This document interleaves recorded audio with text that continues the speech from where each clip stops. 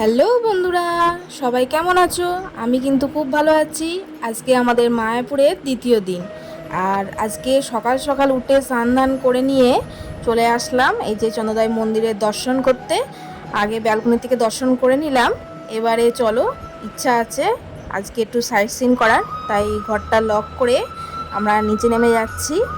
আমরা মায়াপুরে আসলে চেষ্টা করি এই গীতা ভবনেই রুম নেওয়ার জন্য, কারণ গীতা ভবনে এই লিফটের ফেসিলিটি আছে, যার জন্য একটু কষ্টটা কম হয়। দেখো এবার লিফটে করে নিচে নেমে গেলাম। এবারে প্রথম কাজ হলো সকালে ব্রেকফাস্ট করে নেওয়া। তা ইচ্ছা হলো এখান থেকেই ব্রেকফাস্টটা করে নেব। তো দেখো কত রকম প্রসাদ আছে এখানে, কিন্তু মায়াপুর ক্যাম্পাসের ভেতরে প্রচুর জায়গায় এরকম প্রসাদের তোমরা দোকান বা সব পেয়ে যাবে। তা তোমাদের যেখান থেকে ইচ্ছা সেখান থেকে প্রসাদ গ্রহণ করে নিতে পারো। তো আমরা সকাল সকাল নিয়ে নিচ্ছি লুচি আর ইডলি। দেখো, আর নিয়ে নিচ্ছি, ওরা খাবার আগের থেকে করে রেখে দেয়, জাস্ট গেলে তোমাকে গরম করে দেবে। আর মায়াপুরের ক্যাম্পাসের বাইরেও তোমরা অনেক জায়গায় অনেক কিছু পেয়ে যেতে পারো, গরম গরম লুচি, চা, কফি সব কিছুই অ্যাভেলেবেল আছে। তা আমরা ঠিক করলাম আজকে এখান থেকে ব্রেকফাস্টটা সেরে নেবো। কিন্তু আমার বরমশাইয়ের মুখটা দেখেই তোমরা বুঝতে পারছো একদমই খাওয়ার ইচ্ছা নেই, যেহেতু ওর একটুখানি গরম গরম ফুলকো লুচি বা সব কিছু একটু গরম গরম না হলে ওর একটু খেতে ভালো লাগে না। আর যেহেতু এইরকম খাওয়া আমাদের অভ্যেস নেই, একটুখানি মুখটাও শীতকাচ্ছিল। মানে ইডলি ধোসা এইগুলো না আমাদের ঠিক খাওয়া অভ্যেস নেই, কিন্তু খেতেও খারাপ লাগছিলো না, খাচ্ছিলাম। মুখটা দেখেই বুঝতে পারছো কিরম কাঁচুমাচু করে রয়েছে, খেতে হয় তাই খাচ্ছে। খাওয়া দাওয়ার পর্ব শেষ করেই চলে আসলাম। আর সামনে যে ভবনটা তোমরা দেখতে পাচ্ছ এটা কিন্তু গদা ভবন। আর এই যে ভবনের পাশে যে রুমটা দেখতে পাচ্ছ এটা হচ্ছে প্রসাদ হলের রুম। এর আগের বারের তুলনায় এবারের ডেকোরেশনটা একটু অন্যরকম।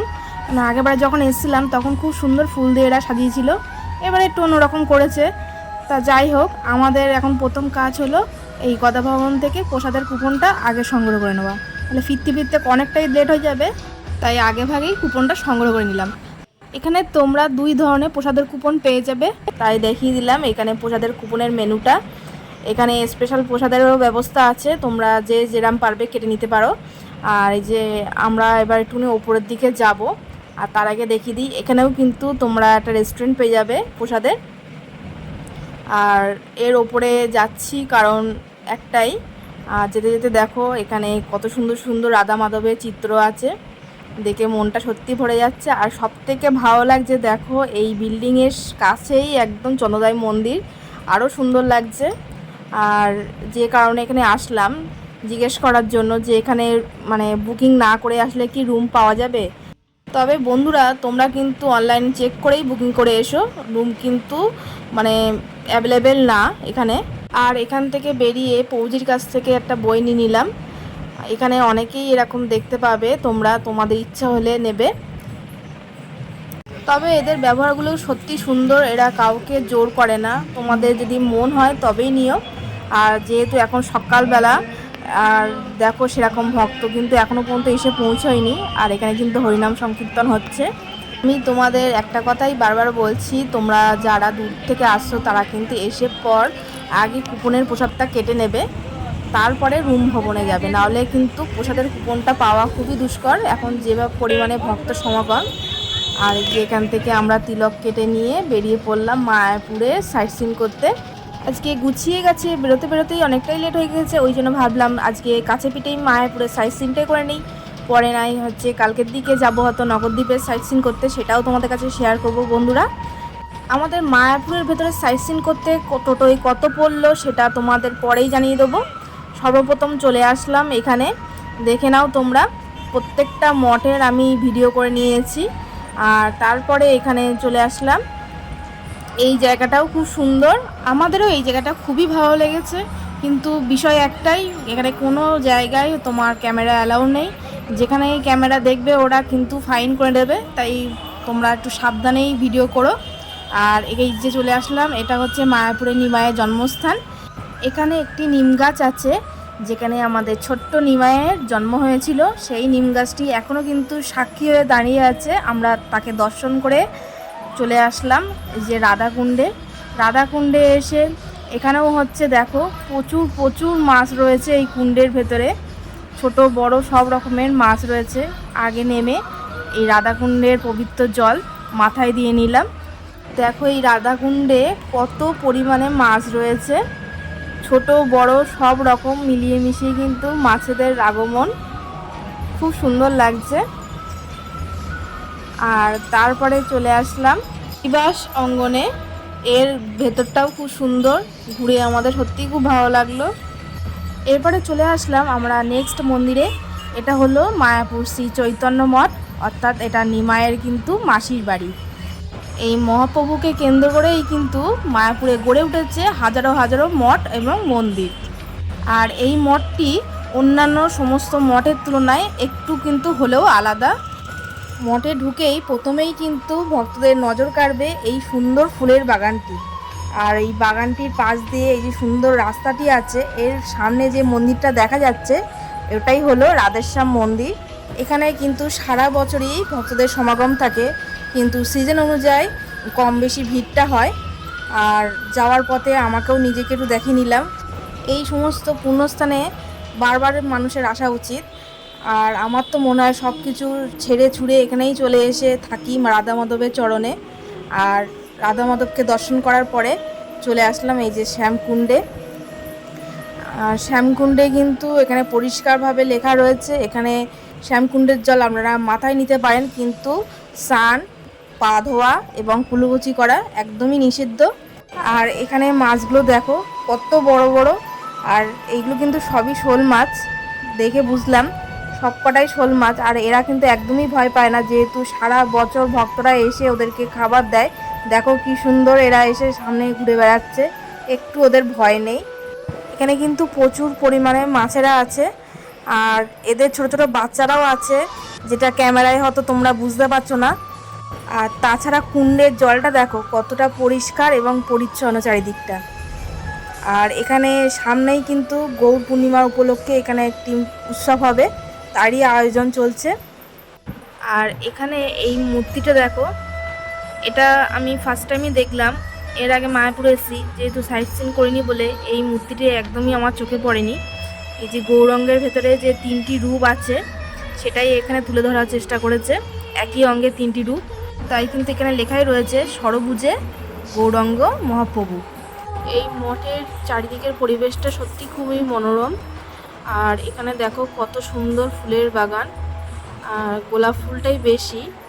আর এখানে কিছু ডালিয়া গাছে কি সুন্দর, দেখো কত ধরনের কত রঙের গোলাপ ফুল। এরা মন্দিরের রাধা মাধবের সাথে সাথে নিজেদের ফুলের বাগানগুলো এত সুন্দর করে সাজিয়ে তোলে যে কি বলবো। অপরূপ সৌন্দর্য এদের একটা আলাদা বৈশিষ্ট্য, দেখেই ভালো লাগছে।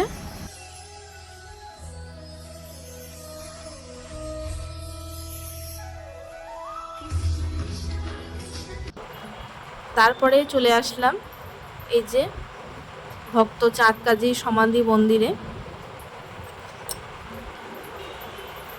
এখানে যে চাপা গাছটি তোমরা দেখতে পাচ্ছ এটি কিন্তু বহু পুরনো গাছ।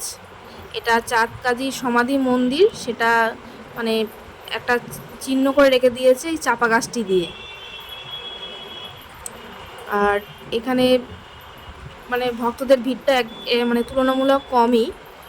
প্রথমে আমরা ওখানে যেটা নিয়ম, ধূপ মোমবাতি ধরিয়ে এই চাপা গাছটি একবার অন্তত প্রদক্ষিণ করলাম। তারপরে এই চাপা গাছটির রহস্য আর ভক্ত চাঁদ কাজী কেই বা ছিলেন সেটা শুনে নিলাম এই দাদুভাইটির কাছ থেকে। তোমরাও শুনে নাও, ভালো লাগবে। তো চাঁদ কাজী নাম শুনে বুঝতে পারছেন তিনি মুসলিম ছিলেন। তাহলে মহাপ্রভু কেন ওই ভদ্রলোককে মৃত্যুর পরে নিজে হাতে মাটি দিয়ে সমাধি দিলেন?